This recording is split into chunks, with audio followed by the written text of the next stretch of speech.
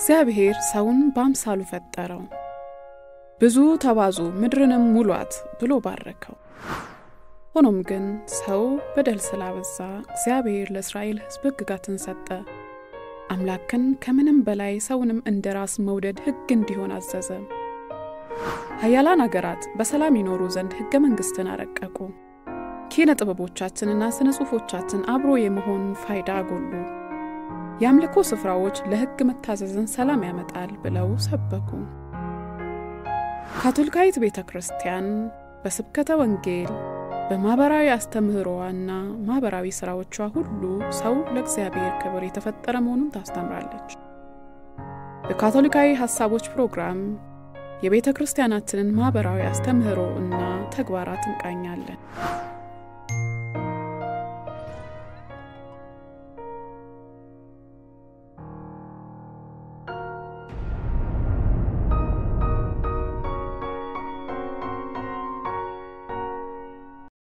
ሰላም ጤና ይስጥልን ውድ አድማጭ ተመልካቾቻችን እንደተለመደው በሳምንቱ ተመለሰን መጥተናል የዛሬው ፕሮግራማችን የሚመለከተው የሰው ልጅ ክብር ላይ ነው ትኩረቱን አድርጎ የሚሰራው እንግዲህ የሰው ልጅ ክብር ሲባል ምንድነው የሰው ልጅስ ራሱ ምንድነው የሰው ልጅ ማን ነው ከመጽሐፍ ቅዱሳዊ ትምህርት አንፃር ከቤተክርስቲያኒቱ ትምህርትም አንፃር ከዓለም ትምህርትስ አንፃር ካለን ነባራዊ ሁኔታ አንፃር ምንድነው የሚለው ጉዳዮች ላይ ውይይት ትንታኔ እናደርጋለን እንግዶቼ ባለፈው ሳምንትም አብረውኝ የነበሩ ናቸው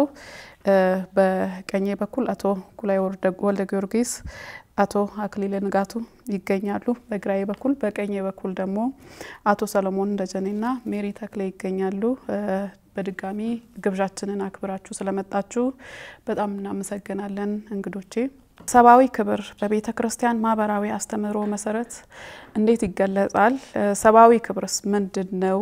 በትንሹ ደግሞ የሰው ልጅ ክብርስ የሰው ልጅ ራሱ ምንድነው መጽሐፍ ቅዱስ ስለ ሰው ልጅ ምን ይላል የሚለውን ያነሱልኝና የሰባዊ ክብር ወይም ደግሞ የሰው ልጅ ክብር ሲባል ምንድነው የሚለውን ውይይት ምናደርግ ይሆናል እሺ አመሰግናለሁ መጀመሪያ ይሄንን ስለ ሰው ልጅ ማን ነው የሚለው ጥያቄ ለመመካከርና ለመወያየት የናጋጣሚ ስላገኘሁት እጅግ አድርጌ አመሰግናለሁ በመቀጠልም የሰው ልጅ ማን ነው የሚለው ነገር ስንተነተን ሳለ የሰው ልጅ ማን ነው ከየት ነው የመጣው ወዴትስ ነው የሚሄደው ያ የማይረካ ፍላጎት ያለው ሰው የት ሲደርሳል ነው ሊረካ የሚችለው የት ሳለ ሲደርስ ነው ሰላም ሊያገኝ የሚችለው ጉዞው የህይወት ጉዞው የት ነው የሚያበቃው ጎሉስ ምንድነው አላማስ ምንድነው የሚለው ጥያቄዎች ብዙ ሰዎች ብዙ ጥያቄዎች ይነሳሉ ስለዚህ ጉዳይ ብዙ ፍልስፍና መጻሕፍቶችም ተጽፈዋል እና ይሄ የሰው ልጅ ማን ነው የሚለው ጥያቄ በእርግጠኝነት እስካሁን ድረስ የመለሰው ፍልስፋ አለ ብዬ አልገምትም ምክንያቱም ብዙ ነገር እንኳን ቢጻፍም ማለት ነው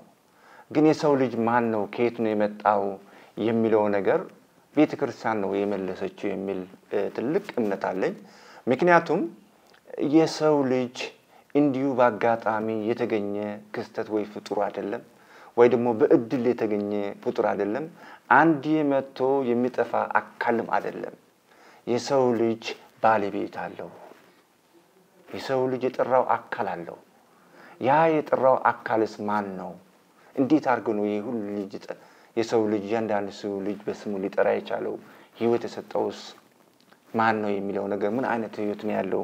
የሚለው ነገር ስንተነተን ሳለ ያው ቤተክርስቲያን ሲታስተምር ሳለ ያው ሷም መጽሐፍ ቅዱስን መሰረት አድርገው ነው ትንቢትን መሰረት አድርገው ነው ግልጽትም እግዚአብሔር የገለጸውን ግልጽት ራሷ ፈልጋ ያገኘችው ነገርም አይደለም የተነገራትን ነገር ነው የምታስተምረው ቤተክርስቲያን የተነገራትን ነገር ነው የምታስተምረውና ያ የተነገረው ነገር ምንድነው እግዚአብሔር በአምሳልና በአርአያ የፈጠረው አካል ነው ያ አምሳል ምንድነው ያ አርአያ ምንድነው እንዴት አድርገው ነው እግዚአብሔር መምሰል የሚችለው የሚለው ነገር ምናባት ስንሳለ ምናባት በአካላዊ ኢታው በርግጥም አይደለም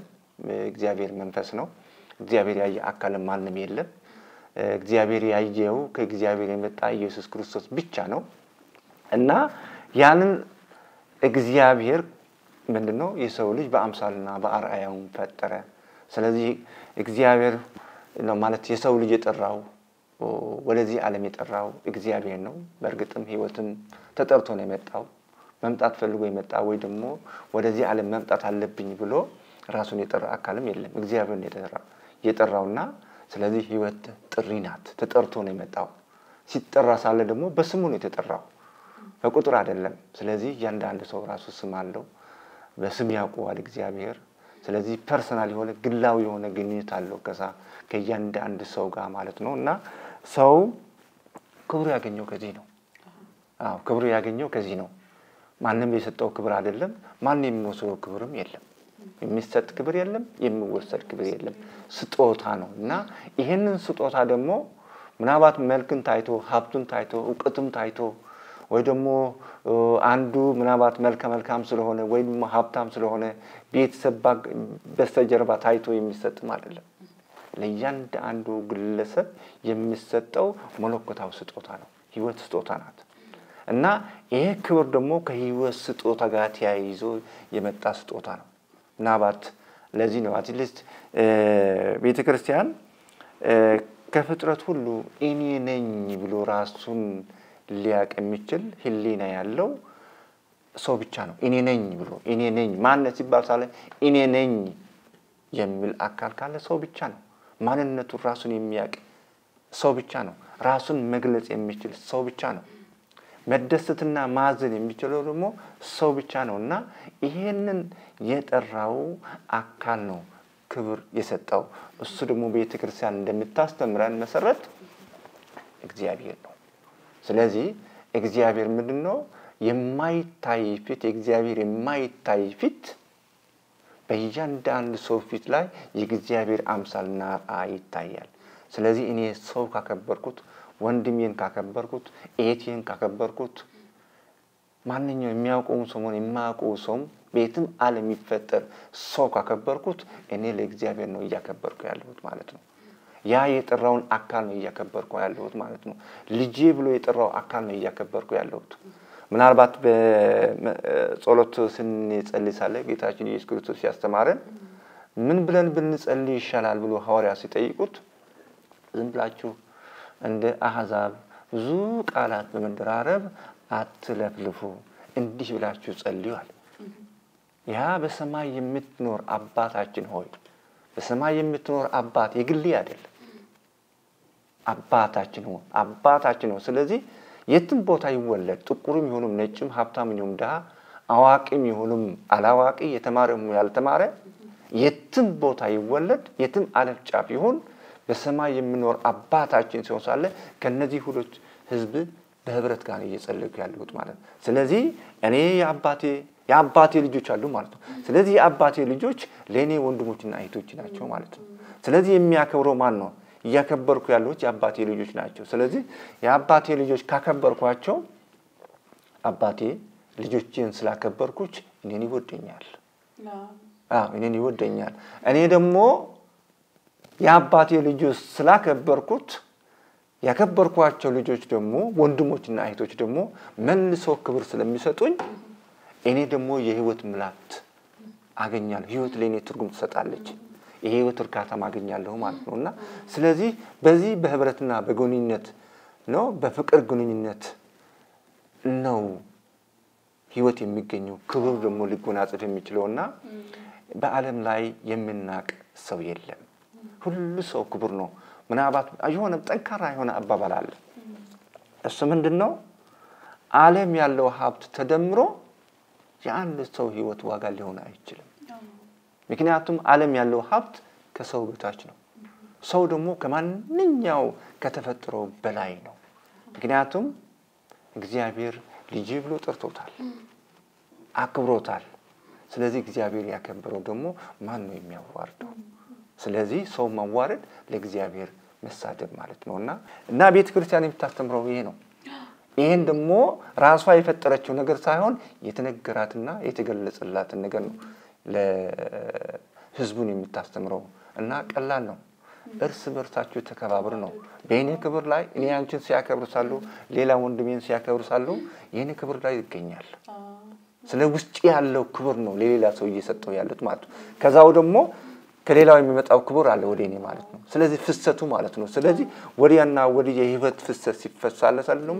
የህይወት ፍሰቱ ሲፈሳለ የበለጠ ህይወት የትርጉም ይኖረዋል ደስታ ማገኛለሁ ሰላም ማገኛለሁ ስለዚህ በዚህ ሰጥቶ መቀበል ላይ የምንሰጠውና የምንቀበለው ደግሞ ህይወት ነው ሌላ አይደለም ፍቅር ነው ሌላ አይደለም ሰላም ነው ሌላ አይደለም ስለዚህ የበለጠ ደግሞ ክብሩ የጎላ በሄደ ቁጥር የኔ ህይወት ደግሞ የበለጠ ትርጉም ይኖራታል ትርጉም ያለው ህይወት መኖር ምናልባትም አጠገብ ያለውን ወንድሜን ሳከብረው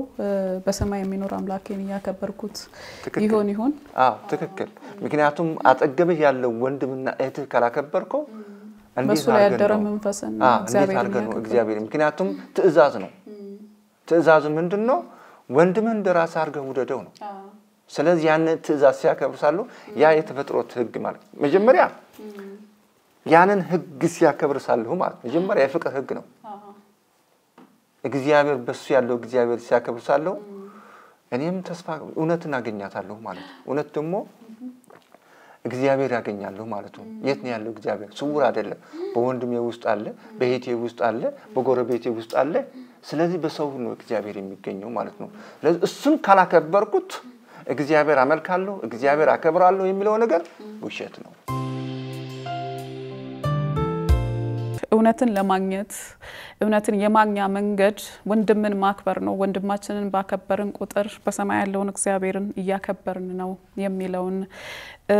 በደንብ አርገው ተንትነውልናል በጣም እናመሰግናለን አቶ ጉላይ በመቀጠል ደግሞ አቶ ሰለሞን ለሰው ልጆች በጣም አስፈላጊው ክብር ወይም ደግሞ የሰው ልጆች በጣም አስፈላጊው መብት ምንድነው ቤተክርስቲያንስ በዚህ ጉዳይ ላይ ምን ትላለች ምን አስተንትኖ ትሰጣለች ከመጽሐፍ ቅዱስ አንፃር ምን ብለን እናየዋለን ይሄ ዓለማዊ ህግ ብቻ ነው ወይስ ቤተክርስቲያን ይሄን ነገር ተመለከቷለች የሚለው ጉዳይ ላይ ማብራሪያ እንዲሰጡልን ቤተክርስቲያን ማህበራዊ አስተምሮ በጣም የሚያጠነጥነው በሰው ልጅ ክቡርነት ላይ ነው ብለናል ሁሉም መሪዎች ያን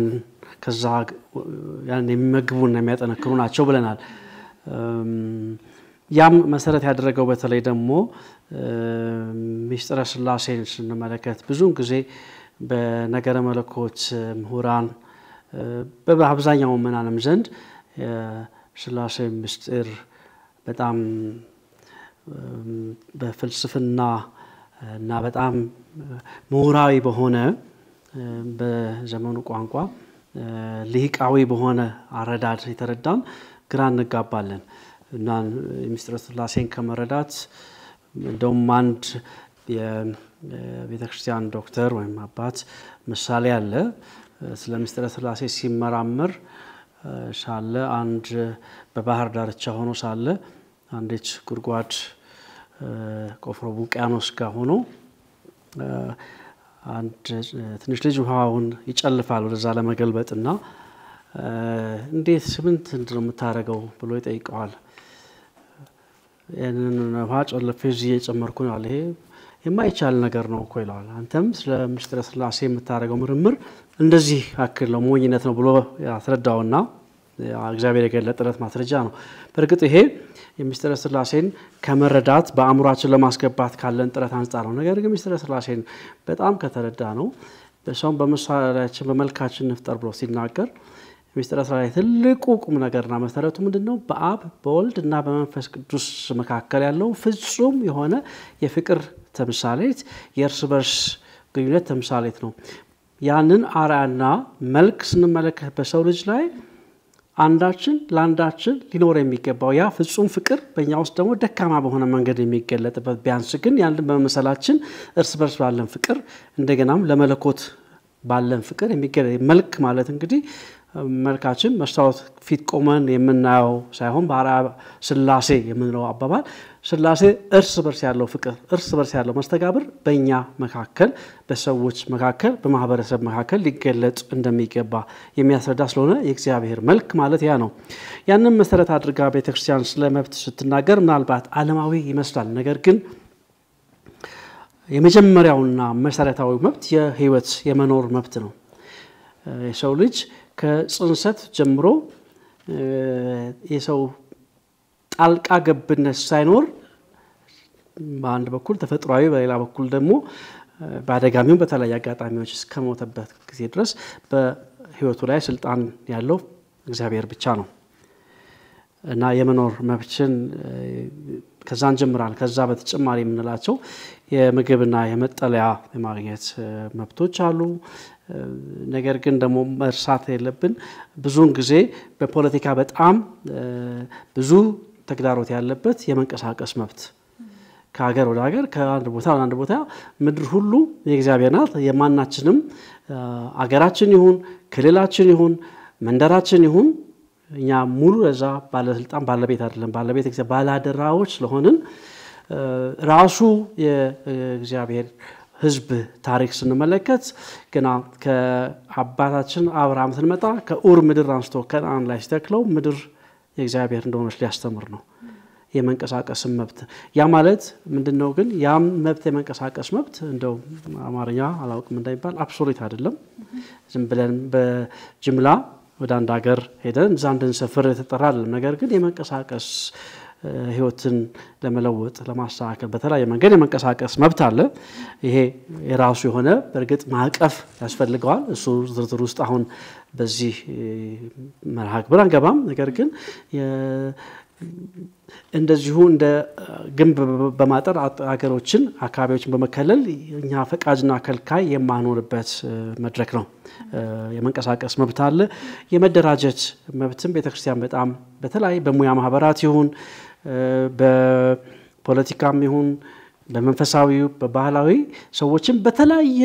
ማህበራዊ ባህላዊ ፖለቲካዊ ንግድ በተለያየ ዘርፍ እንዲደራጁ ቤተክርስቲያን ታበረታታለች እንደውም አንደኛው የቤተክርስቲያን መርህ የማህበራዊ አስተምሮ መርህ ተሳትፎ ነው የሰው ልጆች በማህበራዊ በባህላዊ በኢኮኖሚያዊ በፖለቲካዊ በሃይማኖታዊ በማናቸውም ዘርፍ የመሳተፍ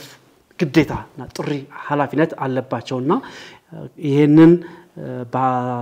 ታሳቢ ባደረገ መልኩ ሰዎች በተለያየ መንገድ መደራጀት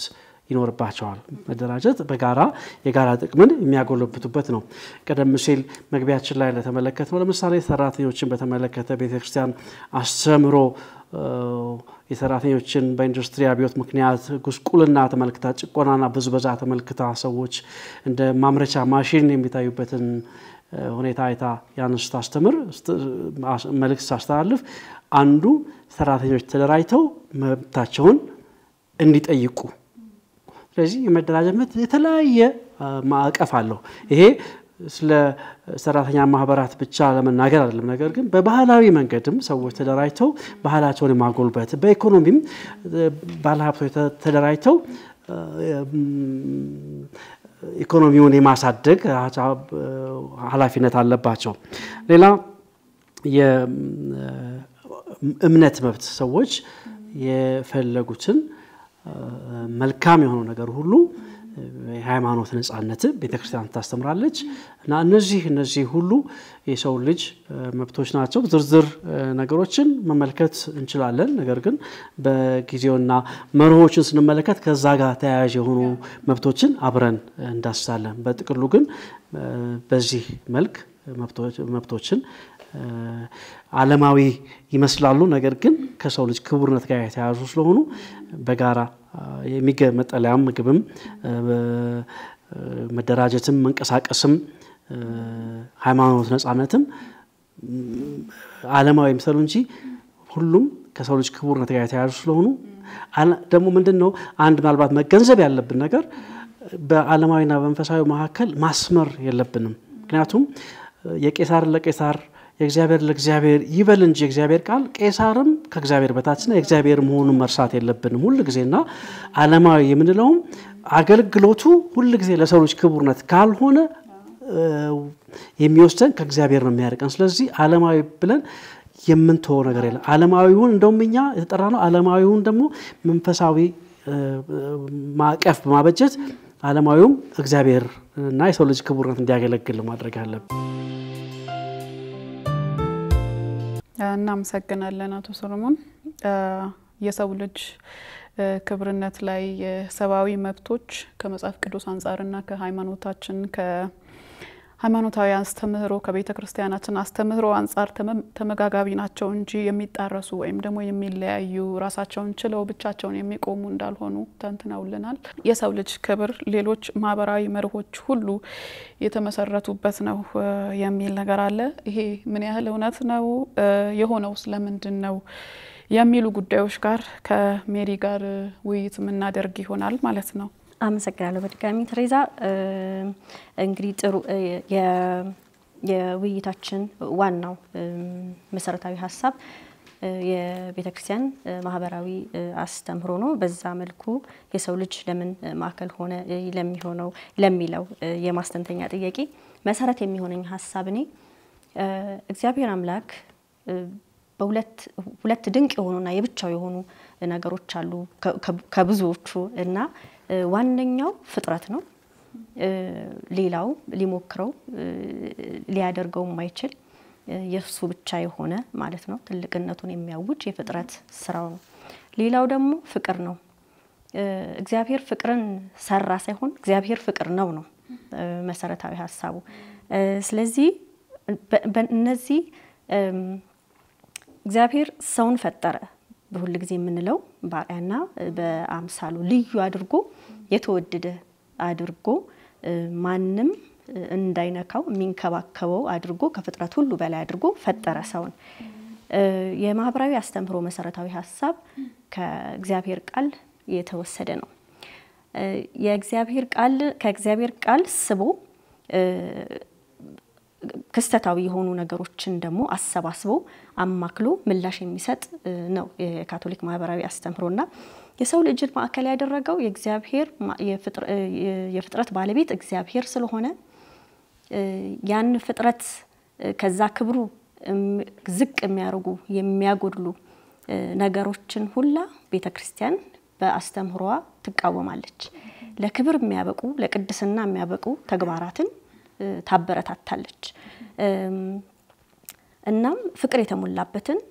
የሰውን ልጅ ክብር ያማከለው ነገር ሁላ ስታከብርና ስታወድስ በዛ በካቶሊክ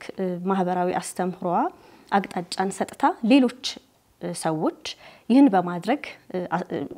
ምሳሌዎችን እየሰጠች ማለት ነው ለጊዜው ምልክቶች ምላሽ ስትሰጥ ለሰው ልጅ ክብር የሚሰጡ ነገሮች ብቻ እንዲሆኑ ነው አዋጅ የምታውጀው ማለት ነው። ስለ ተፈጥሮ ብትናገር በጊዜው ስለነበሩ ጦርነት ወይም ደግሞ በጊዜው ስለነበሩ ኢኮኖሚ ሁኔታ ብትናገር የሰው ልጅ ክብር የሚያሳንሱ ወይም የሚያጎድሉ ሆነው ሲገኙ ብቻ ነው ምላሽ የምትሰጠው። የዛ የካቶሊክ ማህበራዊ አስተምህሮ ማዕከል ሰውና ሰው ብቻ ነው። በዙሪያው ያሉት ነገሮች ያንን የሚመግቡ ለክብሩ የሚያበቁ ወይም ደግሞ ከክብሩ ያሳንሳሉ ብላ የምትላቸው ተግባራት አሉ፣ የምታነሳ አርስቶች አሉ።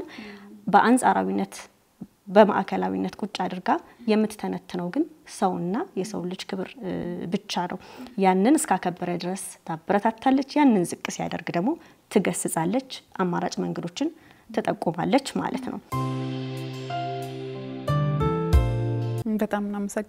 እናመሰግናለን ሜሪ። ቤተ ክርስቲያናችን ከአስተምህሯ በቲዮሪ ከመናገር ከመገሰጽ ከማስተማር አንስቶ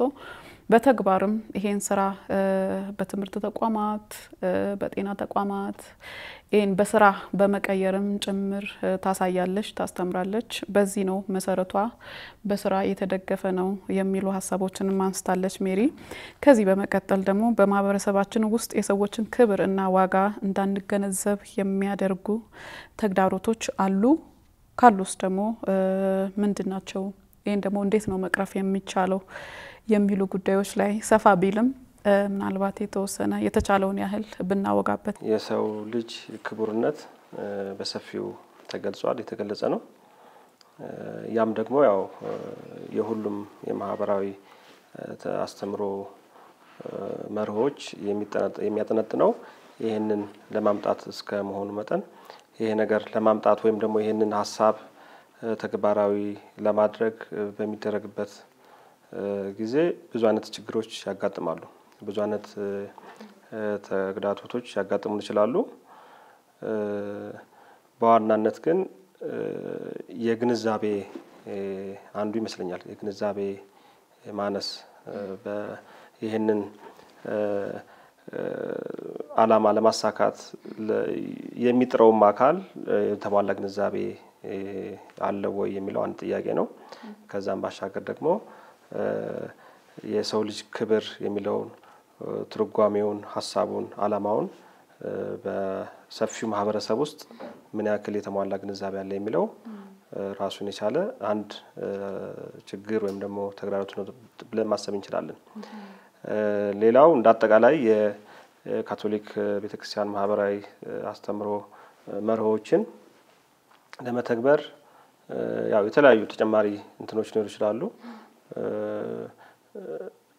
ሌላው የፖሊሲ ሊሆን ይችላል።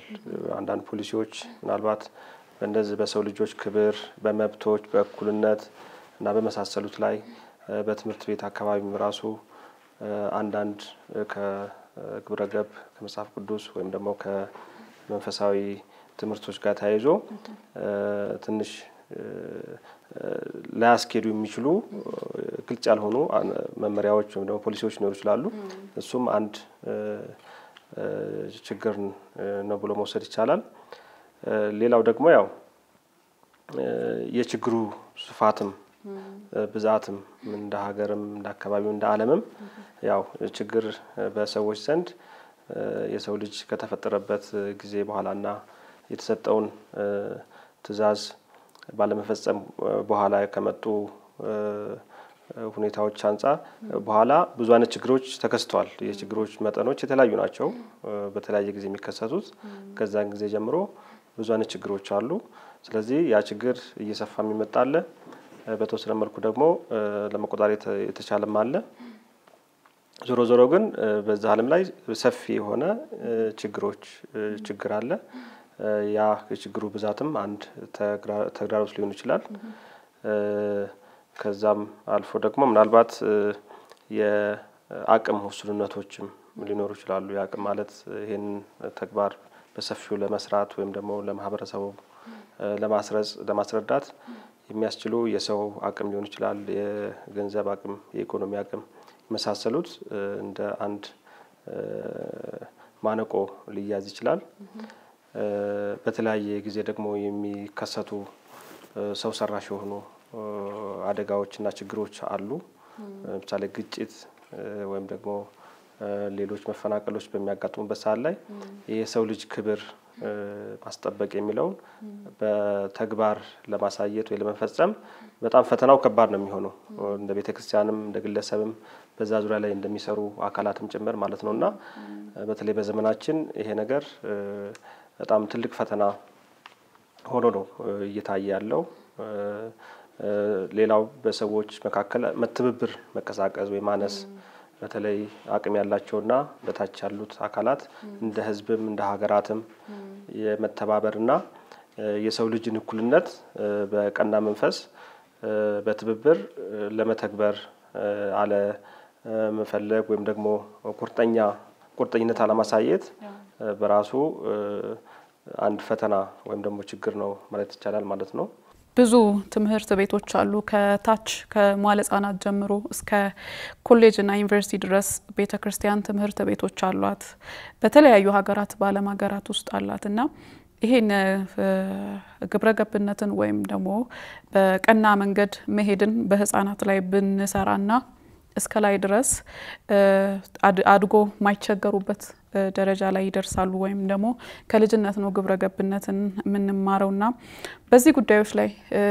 ካነሳን አይቀር እንዴት ተመለከተዋለህ? የግብረ ገብነትን ጉዳይ በትምህርት ቤቶቻችን ላይ እንዴት መስራት አለብን? እንግዲህ የካቶሊክ ቤተክርስቲያን ስር የሚተዳደሩ ትምህርት ቤቶች በዋናነት የሚታወቁበት ከጥንት ጀምሮ ግብረ ገብን አማክለው የትምህርት ስርዓት ውስጥ አቀናይተው ስለሚሰጡና በዛ ውስጥ የሚያልፉ ተማሪዎች ደግሞ ያው በውጤታቸውም የሚያስመሰክሩ በመሆናቸው ነው። ውጤት ሲባል እንግዲህ አካዳሚክ ወይም ደግሞ ትምህርቱ ብቻ ሳይሆን አጠቃላይ ስብዕና የሚለው ማለት ነው። እና ግን በሂደት በተለይ በእኛ ሀገር እና ምናልባት ተመሳሳይ ሌሎችም ቦታ ሊኖር ይችላል ከትምህርት ስርዓት ወይም ፖሊሱ በሚቀረጽበት ሰዓት ላይ ይሄንን በግልጽ ሊፈቅድ በሚያስችል መልኩ የተቀመጠ ነገር አልነበረም። እስከ ቅርብ ጊዜ ድረስ ራሱ እንደዚሁ የሚመለከታቸው አካላት ጋር እየተወያዩ የማንነትን መለያ ራሱ ሊቀመጥ ይገባል የሚሉ ሀሳቦች አሉ። ለሚመለከታቸው አካላት በቤተክርስቲያን የበላይ ኃላፊዎች በኩል እየቀረበ ያለና በሂደትም ያለው ነገር ይስተካከላል በሚል ተስፋ አሁንም እየተከፋበት ያለ ነገር ነው። ግን የካቶሊክ ቤተክርስቲያን በተቻላት አቅም በተግባር ግብረ ገባዊ ግብአቶች ያሏቸውን የትምህርት ሂደቶች ወይም ደግሞ የትምህርት አሰጣጥ ግብአቶችን ትሰጣለች። በዛውም ነው ብዙ ቤተሰቦች በካቶሊክ ቤተክርስቲያን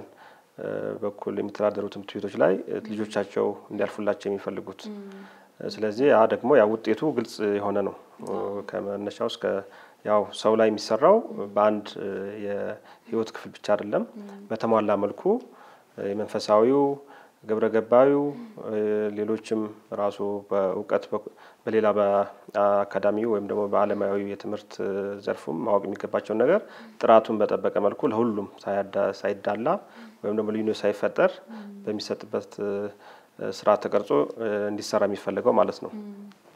ይሄ ደግሞ በእኛ ሀገር ብቻ የሚደረገው ሳይሆን በሁሉም ዓለም ላይ የታወቀ ነው። ቤተክርስቲያን የምትታወቅበት አንዱ የማህበራዊ አገልግሎት ዘርፍ ስለሆነ ማለት ነው። ሌላው ደግሞ የትብብር ሲባል እንግዲህ እንደ ህዝብ ወይም የተለያዩ የተቋማት በኩል ሊሆን ይችላል። ለዚህ ቁርጠኛ ሆኖ ይሄን ዓላማ በጥልቀት ተረድቶ አስፈላጊነቱ ታምኖበት አስፈላጊ ለሚባሉት የማህበረሰብ ክፍሎች አገልግሎት እንዲሰጣቸው የማድረግ በሀገራት ደግሞ እና በህዝቦች መካከል የተባለው የተሻለ ደረጃ ላይ ድረሱ በኢኮኖሚ ሊሆን ይችላል ወይ በእውቀት በሌላም በቴክኖሎጂም ሀገራትና ህዝቦች ትንሽ ወደ ኋላ ወደ ቀሩት ጋር እርስ በርሳቸው ያለው የአጋርነት ወይ መተባበር መቀሳቀዞች በቃል ከሚገባው ተስፋ በዘለለ ወደ ተግባር በተገባው ልክ አለመውረድ አለመስጠት ክፍተቶች ይታያሉ። እና እነኚህ ነገሮች የሚፈልገውን ውጤት በሚፈልገው ጊዜና ደረጃ ማድረግ ከሚያስችሉ ችግሮች አንዱ ሊሆን ይችላል ብሎ መውሰድ ይቻላል። ምናልባትም አጠገቤ ያለውን ወንድሜን ባከብር እሱ ውስጥ ያለውን እግዚአብሔርን እያከበርኩ ነውና ባከብር ደግሞ ወንድም የሚለኝን እሰማለሁ፣ ቀና መንገድን እከተላለሁ ይሆናል። ምናልባትም ከዚህ ጉዳይ ጋር ይሄዳል ብዬ አስባለሁ። ስለዚህ እርስ በርሳችን ብንዋደድና እርስ በርሳችን ብንከባበር እግዚአብሔርንም ስለምናከብር እርስ በርሳችን በመዋደድና በመከባበር በኩል እግዚአብሔርን ስለምናገኘው ጥሩ የመንፈሳዊነት ህይወታችንም ይጎላል።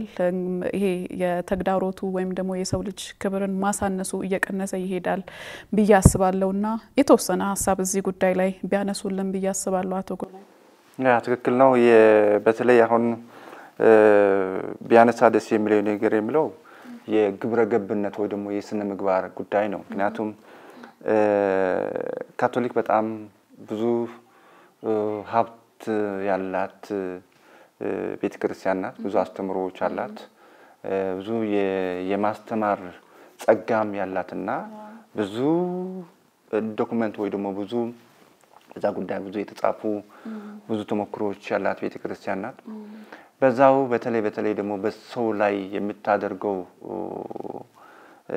ስራ በተው ማሳደግ ላይ ኢንተግራል ሂማን ዲቨሎፕመንት የሚለው ወይ ደግሞ የተሟላ ሁለንተናዊ እድገት ለማድረግ የምታደርገው ከህፃንነት ጀምሮ እስከ ዕለተ ሞት ድረስ ያለው ሰው የምታደርገው እንክብካቤ በጣም ትልቅ አስተዋጽኦ አለው። በተለይ ደግሞ በህፃናት የሚሰራው ስራ ማለት ነው። በተለይ ደግሞ በህፃናት የሚሰራው ስራ አንድ ጊዜ የብርሃን በር ከተከፈተ የህፃናት በህፃንነት ደረጃው ላይ ማለት ነው ያ የጨለማ በር ለመግባት ኦሬዲ ተዘግቷል። ስለዚህ በስነ ምግባርና በግብረ ገብነት የታነጸ ህፃን ከገባ ነገ ራሱን መከላከል ይችላል። ምክንያቱም በዚህ ዓለም ላይ አሁን ብዙ የምናያቸው ነገሮች አሉ። ብዙ የምናራቸው በጣም ክፉ ነገሮች አሉ። በተለይ አሁን የዘመኑ ቴክኖሎጂ ከመጣ ወዲህ ሞባይል ከመጣ ወዲህ ስንት ህፃናት ናቸው ሞባይል ይዟቸው ቦምብ ነው በእጃቸው ያዙት መልካም ነገር ሊያገኙ ይችላሉ ክፉ ነገር ሊያገኙ ይችላሉ ስለዚህ ለነሱ በዱላ ልትከላከለው ልትጠብቃቸው አትችልም አምሯቸው ስታነጻለ ግብረገብነታቸው ስታነጻለ በሁለመናውነታቸው መልካም ብርሃናዊነት የተላበሰ እድገት እንዲኖራቸው ካስተማርካቸው ክፉና ደጉን ለይቶ የማደግ እድልም ስላላቸው ማሳከዱስም ይላል ልጅህን በስነግባር አስተምር ትክክል ስላላቸው ራሳቸው የመጠበቅ ኃይል ይኖራቸዋል ማለት ነው ራሳቸው የመጠበቅ ኃይል ይኖራቸዋልና በተለይ በህፃናት የሚሰራው ስራ ላይ ትልቅ ትኩረት ቢሰጠውና ምክንያቱም ያለ የማህበራዊ አስተምሮ በእጃችን ያለ ትልቁ ሀብት ግን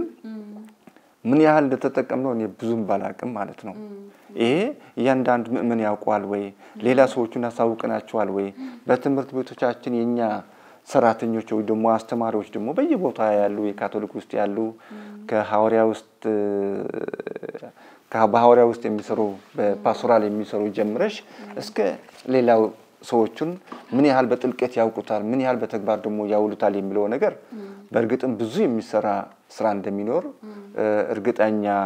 መሆን ይችላል ማለት ነው ገና ብዙ መስራት እንዳለብን ማለት ነውና ይሄ ግብረ ገብነት በተለይ ከህፃንነት ጀምረ የሚሰሩ ስራዎች ላይ ትልቅ ትኩረት ቢሰጥ ምክንያቱም አንዴ ካደገ በኋላ አንድ ክፉ ነገር ከለመደ በኋላ ወደ ኋላ ልትመለሰው በጣም ከባድ ነው ቀላልም አይደለም ቀላሉ ከህፃንነት ጀምረ ስታሳድገው ነውና ይሄ ግብረ ገብነት የሚለው ነገር በተለይ የካቶሊክ ትምህርት ቤት ላይ ያለው ማለት ግብረ ገብ ትምህርት የታለን የለንም የሚለው ነገር የሰላምና የሞራል ትምህርት አለን ወይ የሚለው ነገር ወይ ደግሞ የሚያስተምሩ አስተማሪዎቻችን ደግሞ ምን ያህል ለዛ ጉዳይ ላይ ስልጠና ይሰጣቸዋል የሚለው ነገር አይ ቲንክ ብዙ የሚሰራ ስራዎች እንዳለ ነው የሚገምተውና አክሊሉ ያለውን ነገር በእርግጥም ብዙ ክፍተት አለ የምንሰራቸው ማለት ነው በተለይ አሁን ያለው ከግጭቱ ጋር አንፃር ሳለ ከሰው መፈናቀል አንፃር ሳለ ምን ያህል ሰው ክብር ገብቶናል የሚለው ነገር ምን ያህል ነው ሰው ክብር እንደሆነ ያ እግዚአብሔር ያከበረውና እግዚአብሔር የጠራውን አካል ምን ያህል ያከበርን ያለ ነው የሚለው ነገር በጥያቄ ውስጥ የሚገባ ምክንያቱም እድገትም ደስታም በጋራ ነው አዎ ምክንያቱም ሐዘኑም እንካፈላለን ደስታውን እንካፈላለን ስለዚህ ደስታውን መካፈል እየቻልክ ለምን ነው ሐዘን የምትካፈለው ነው ህይወት መካፈል እየቻልክ ለምን ነው አንዱ ሌላው ሞት የሚሰጠው ማለት ነውና በዚህ ላይ መልካም ነገር መስጠት እየቻልክ ለምን ነገር ነው ክፉ ነገር የምትሰጠው የሚለው ነገር ምክንያቱም አንድ ሰው መልካም ሞል መልካም በሰራን ቁጥር ደግ በሰራን ቁጥር እኔ ነፃ ሆናለሁ ማለት ነው መተጋገዝና መረዳዳት የሁላችን ግዴታ ነው ምክንያቱም ወንድም ለወንድም ማገዝ እህትም ማገዝ የተቸገረ ሰው መድረሱ ሰብአዊ ግዴታችን ነው ምክንያቱም እንቸገር ሳለ ሌላ ሰው እንዲረዳ እንደምንፈልግ እኛ ደግሞ ሌላ ሰው መርዳት ደግሞ ግዴታችን ነው ብዙ ጊዜ አንዳንድ ቅዱሳኖች ምን ይላሉ አንድ ሰው ያለው ነገር ምናባት ትርፍ ነገር ካለው ወይ ደግሞ ከሚበቃው ባህል ካለው ያ ሌላው የመስጠት ግዴታ አለበት የመቀበል መብት እንዳለው የመስጠት ግዴታ አለበት ሲቸገር እርዳታ የማግኘት መብት እንዳለው ሌላ የተቸገረው ሰው ደግሞ የመርዳትና የመድረስ ደግሞ ግዴታም አለበትና በዚህ ላይ እርስ በርሳችን ከተረዳዳን ዓለሙን ውብ እናደርገዋለን ህብረተሰቡንም ደስተኛ እናደርገዋለን የህይወት መልአትም ይኖረናልና ከሁሉም በላይ እዚህ ላይ ግን ለወላጆችም ለቤተ ክርስቲያን አባቶችን ግን ትልቁ ትኩረት መስጠት ያለብን ግን በልጆች አስተዳደግ ነው በግብረ ገብነት የተሞላ ስነ ምግባር ያላቸው ልጆች እንዲያድጉ ብዙ ስራ ያስፈልገናልና በዚህ ላይ ነው ዛናው ስራ የሚጨምረው ማለት ነውና ስለዚህ የመረዳዳት ባህል አለ በርግጥም በኢትዮጵያ ባህል አንዱ ሌላውን ሰው ይረዳል በርግጥም ማለት ነው ነገር ግን አሁን ካለው ችግሩ አንፃር ደግሞ የበለጠ ደግሞ ስራ መስራት እንደሚገባ ነው በጣም እናመሰግናለን ሜሪ እዚህ ጉዳይ ላይ የምትጨምሪው ነገር ይኖርሻል አው አንድ ልል የምችለው ነገር ቢኖር አሁን አቶ ጉላይ ባነሳው ትብብርና የመተጋገዝ አንዱ ለአንዱ የማሰብ ተግባር ላይ በቤተ ክርስቲያን ጥሩ የሆነ ምልከታ አለ። የክርስቶስን ፊት በሚሰቃዩና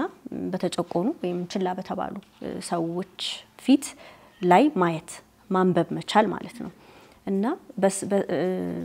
በሰው ጫማ ላይ እሱን በሆን ምን አደርግ ነበር ወይም ደግሞ እሱ የደረሰበት እኔ ላይ ቢደርስ እንዴት ምላሽ ሰጥ ነበር ብሎ ከማሰብ ባሻገር ደግሞ የክርስቶስ ምላሽ ለዚህ ጉዳይ ምን ይሆን ነበር ብሎ መንፈሳዊ ትርጉም መስጠት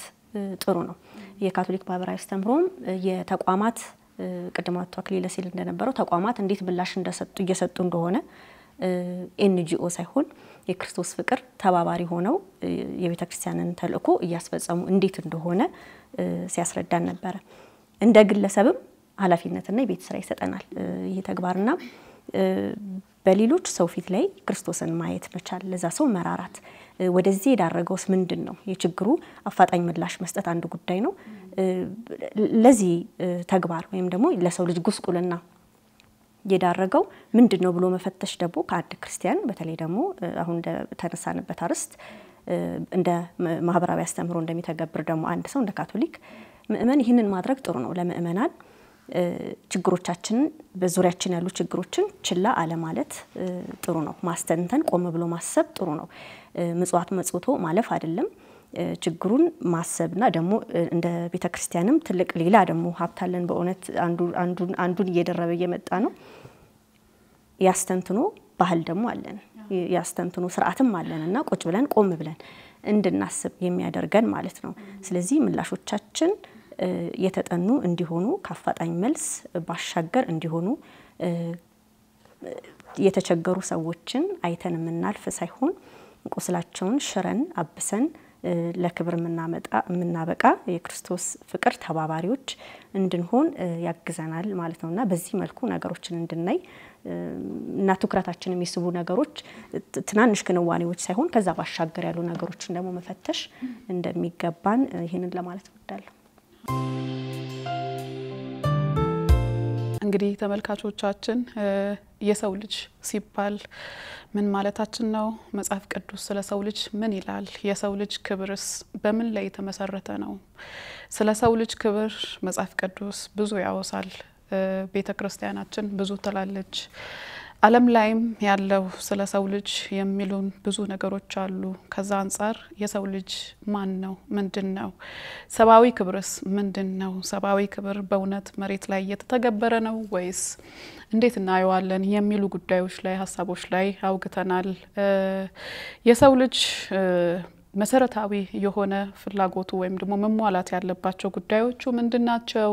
ቤተክርስቲያናችን ስለዚህ ጉዳይ ምን ትላለች? ተመጋጋቢ ነው ወይስ ይጣረሳል የሚሉ ጉዳዮች ላይም ተወያይተናል።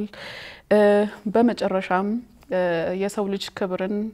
ምድር ላይ አውርደን አሁን ላይ ተገበርን ነው ወይ? ቤተክርስቲያናችን ስለዚህ ጉዳይ ምን ታስተምራለች? በልጆች ላይ ቢሰራ ከህፃናት ጀምሮ ቢሰራ ደግሞ ይሄ ነገር በደንብ እያደገ ይሄዳል የሚሉ ጉዳዮች ላይና ሌላም ደግሞ ያላነሳዋቸው በጣም ሰፊ ጉዳዮች ላይ ትንተናም አድርገዋል እንግዶቼ እና ውይይትም አድርገናል። በጣም እናመሰግናለን ስለተገኛችሁ። በጣም እንግዶቼን አመሰግናለሁ። ተመልካቾቻችን ስለተከታተላችሁን በጣም እናመሰግናለን። የዛሬው ፕሮግራማችን እንግዲህ ይሄን ይመስል ነበር። በቀጣይ ሳምንት በተመሳሳይ ሰዓት የምንገናኝ ይሆናል። አመሰግናለሁ።